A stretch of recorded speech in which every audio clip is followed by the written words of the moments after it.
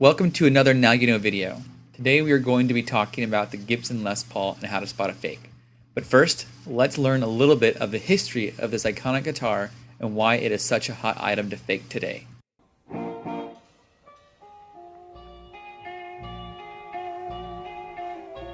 The Gibson Les Paul is a solid body electric guitar that was first sold in 1952. The Les Paul was designed by Ted McCarty in collaboration with popular guitarist Les Paul, whom Gibson enlisted to endorse the new model. It is one of the most well-known electric guitar types in the world, along with Fender Stratocaster and Telecaster. Gibson has introduced a signature series version with some of the greatest music talents that have ever lived, including Jimmy Page, Slash, Joe Perry, Jeff Beck, Gary Moore, Peter Frampton, Sammy Hagar, and Eric Clapton. Over the years, authentic 1950s Les Pauls have become some of the world's most desirable and expensive electric guitars. Only 1,700 were made between 1958 and 1960. Today, a 1959 Les Paul standard in good condition can be easily priced between $200,000 and $750,000, making it the most valuable production model electric guitar ever built. However, Gibson custom shop reissue versions of the 1950s and 1960 Les Paul can be purchased for less, between $3,000 and $6,000. Certain artist signature model versions of the guitar are considerably more expensive. Jimmy Page has been offered £1 million, or $1.6 million, for his number one 1959 Les Paul should he ever decide to sell it. You can start to see why this guitar is such an iconic piece of guitar history and why so many people put effort into making a knockoff version of it.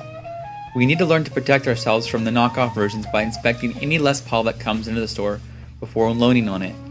Let's go over some of the key features to check for to verify a real Les Paul.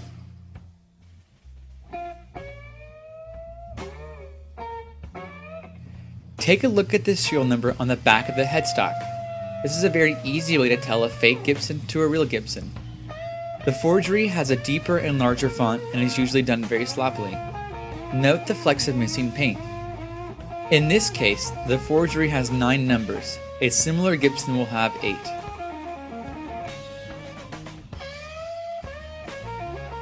Let's take a look at the headstock of this Gibson Les Paul. Note the shape on the fake. It has a more severe, less sweeping flow and a deeper notch. The logo on the forgery is not mother of pearl, as in Les Paul custom models. Take a look at the side of the headstock, at the extra thick binding on the fake. The split diamond inlay is neither pearl or the right shape. This is a classic sign of a fake.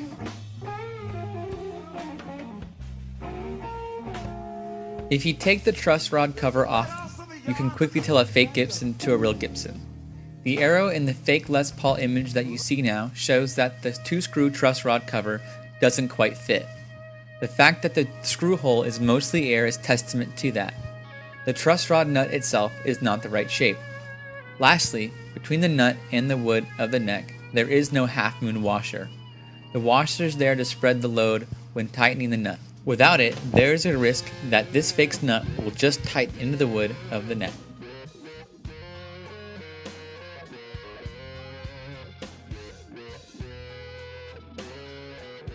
Let's move down and take a look at the neck binding. The brand spanking new Les Paul should have little binding nibs at the ends of each fret along the neck. This is the result of the way Gibson fret their fingerboards and is a practice that isn't followed anywhere else. If the metal fret ends go all the way up to the edge of the binding, that's a red flag.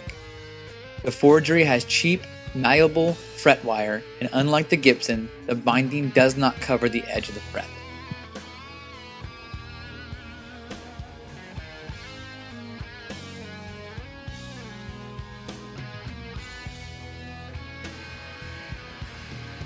Let's take a look at the adjustable bridge. Gibson has manufactured a number of different tune-o-matic bridge styles over the years, but never have they made one that has a large bore slotted head like the one pictured above.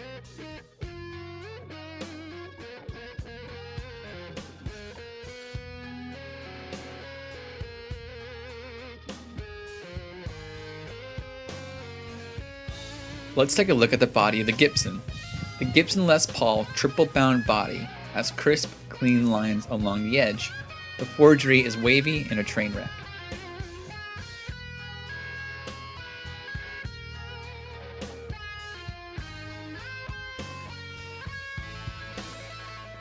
If you look at the toggle switch where you switch between rhythm and treble, you will see that the forgery has a large hex nut instead of a circular spline nut.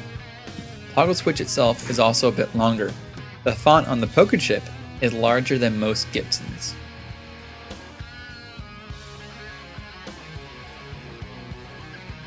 This concludes some of the quick and easy ways to tell a real Gibson from a fake Gibson. Remember to check the headstock, truss rod cover, neck binding, adjustable bridge, toggle switch, and the body binding along the edge of every Gibson guitar that comes to the shop. Doing so will ensure that we are loading on genuine, real Gibson guitars and not a forgery.